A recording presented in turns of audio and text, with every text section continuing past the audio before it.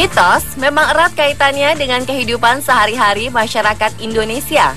Banyak hal-hal di luar nalar yang hingga kini masih diyakini oleh sebagian besar masyarakat. Tentu saja kepercayaan ini tanpa ada bukti sahih yang menguatkannya. Namun di balik mitos tersebut, kadang tersimpan kebenaran yang ternyata bisa dibuktikan dengan ilmu modern. Salah satunya adalah mitos-mitos yang berkaitan dengan kehamilan. Apakah mitos tersebut benar? Ataukah hanya sekedar kepercayaan tanpa dasar? Inilah fakta dan mitos seputar kehamilan.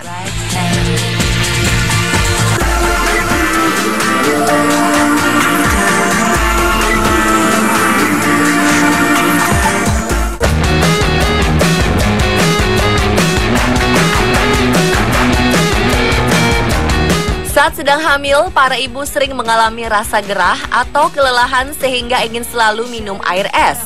Tapi sebagian ibu hamil mengkhawatirkan dan menghindari minum air es karena dipercaya membuat bayi menjadi besar. Akibatnya bayi akan sulit dilahirkan. Hal ini pun telah dipercaya secara turun-temurun. Tapi benarkah demikian?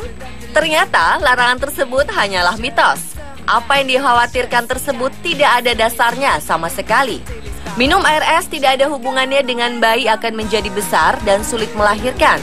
Minum air es diperbolehkan asal tidak terlalu sering, karena minum air es terlalu sering akan membuat tubuh lebih banyak membakar lemak atau kalori. Akibatnya ibu hamil akan mudah lelah.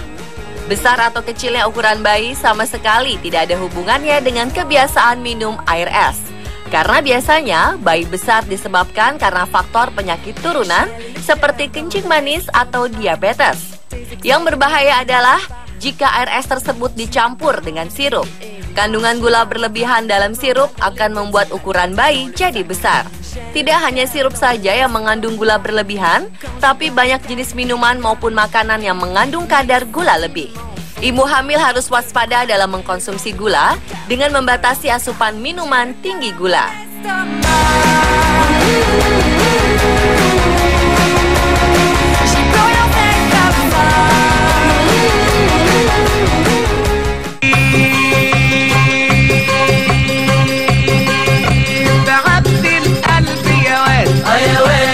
Tak kalah sedang mengandung, biasanya orang-orang di sekitar kita akan memperhatikan bentuk perut ibu hamil. Konon, jika perut tampak bundar sempurna dan membesar ke atas, artinya sedang mengandung bayi perempuan. Tapi jika perut membesar ke bawah, maka janin dalam kandungan adalah bayi laki-laki.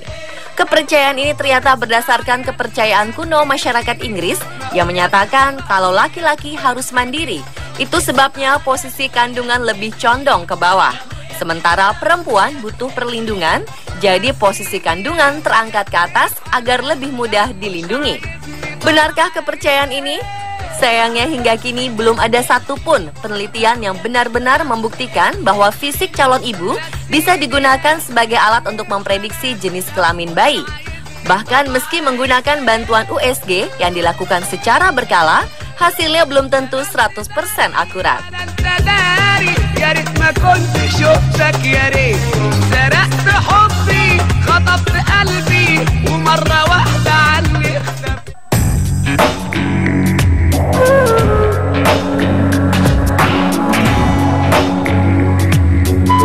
Berikutnya adalah asumsi bahwa makanan bisa mempengaruhi jenis kelamin bayi. Wanita yang mengkonsumsi makanan tinggi kalsium, magnesium, potasium, atau vitamin tertentu dianggap lebih berpeluang untuk memiliki anak perempuan. Ada juga anggapan bahwa wanita yang banyak mengkonsumsi makanan asin dan daging lebih berpeluang mengandung bayi laki-laki. Tapi asumsi-asumsi ini belum terbukti secara ilmiah.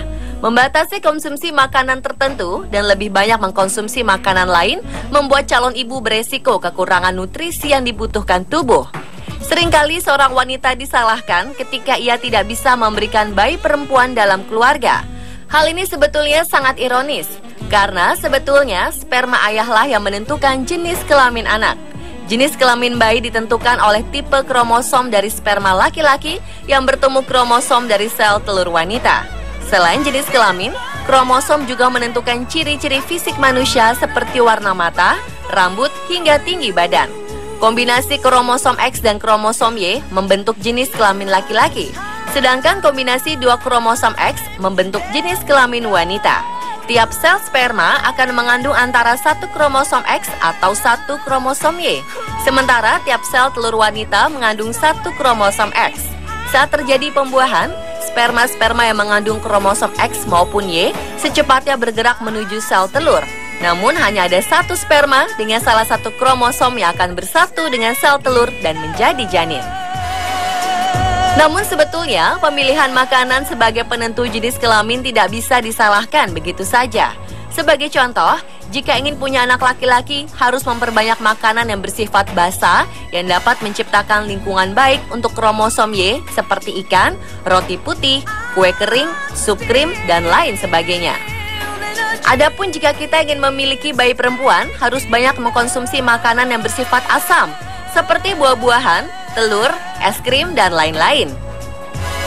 Aturan pola makanan ini masih simpang siur untuk pembuktian kebenarannya.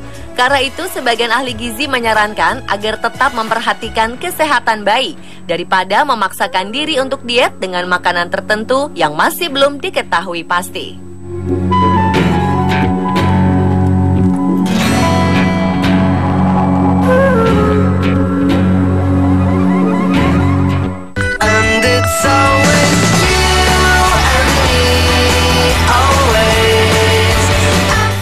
Sedikit ibu hamil percaya bahwa banyak minum air kelapa bisa membuat bayi yang dikandungnya lahir dengan kulit bersih. Benarkah demikian? Air kelapa memang sangat bagus untuk ibu hamil karena mengandung elektrolit dan tinggi kalium. Namun bukan berarti minum air kelapa bisa membuat bayi lahir dengan kulit bersih. Menurut ahli, bayi akan bersih bila lahir cukup bulan, bukan karena ibunya sering minum air kelapa saat hamil. Janin cukup usia akan makin bersih karena lemak vernik yang menutupi tubuh janin semakin berkurang. Jika kurang bulan, maka lemak vernik di kulit bayi masih terlihat cukup banyak. Lemak ini sebetulnya berfungsi untuk melindungi janin di perut ibu. Namun di luar mitos tersebut, ibu hamil tetap dianjurkan untuk minum air kelapa karena khasiatnya yang sangat baik untuk ibu dan janin. Air kelapa muda dikenal sebagai sumber terkaya elektrolit. Oleh karena itu sangat dianjurkan bagi orang yang menderita penyakit apapun. Air kelapa juga mengandung klorida, kalium, magnesium, moderat jumlah gula, natrium, dan protein yang tinggi. Kalium dari minum air kelapa dapat membantu mengatur tekanan darah dan fungsi jantung. Air kelapa juga merupakan sumber yang sangat baik dari serat, mangan, kalsium, riboflavin, dan vitamin C. Air kelapa kaya dengan asam laurat yang digunakan tubuh untuk menghasilkan monolaurin yang dapat memerangi penyakit asam lemak turunan. Asam laurat dapat memiliki antibakteri, antivirus, dan anti jamur. Kandungan seperti itu dapat sangat membantu memperkuat sistem kekebalan tubuh ibu dan pertumbuhan janin.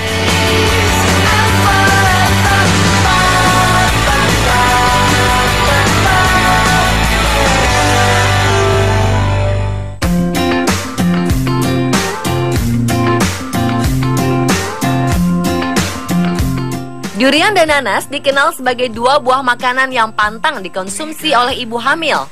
Nanas diyakini bisa memicu keguguran, sedangkan durian dipercaya bisa membuat janin kepanasan. Faktanya, hingga kini belum ada penelitian ilmiah mengenai efek konsumsi durian pada ibu hamil. Namun, buah durian banyak mengandung gas, glukosa, dan alkohol, di mana kandungan tersebut dapat membuat calon ibu merasa kembung dan memicu kontraksi terutama di kehamilan trimester ketiga. Anggapan durian membuat janin kepanasan juga tidaklah benar. Ibu hamil juga tidak dilarang makan durian, asal tentu saja makan secukupnya. Durian yang terlalu matang atau fermentasi memang mengandung alkohol. Tapi jika dimakan tidak berlebihan, kandungan alkoholnya tidak berbahaya bagi janin. Sama halnya dengan nanas. Secara ilmiah, belum ada penelitian yang sanggup membuktikan bahwa penyebab keguguran disebabkan oleh konsumsi buah nanas. Tapi memang ada kandungan dalam buah nanas, khususnya nanas muda, yang bisa menyebabkan kontraksi pada ibu hamil. Tapi perlu diketahui bahwa kontraksi terjadi bukan semata-mata dikarenakan konsumsi nanas muda. Keguguran juga bisa terjadi karena lemahnya kandungan sang ibu. Nutrisi yang dikandung oleh buah nanas ternyata juga bermanfaat bagi ibu hamil, asalkan tidak dikonsumsi secara berlebihan.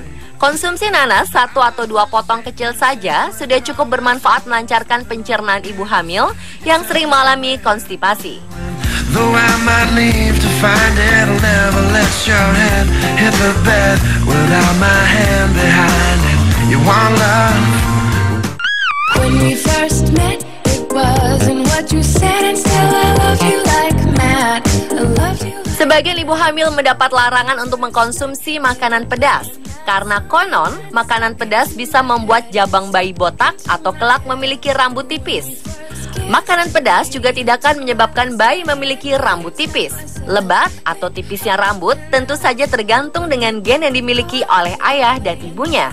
Hanya saja makanan pedas bisa menyebabkan masalah pencernaan sehingga membuat ibu hamil sering bolak-balik ke kamar mandi.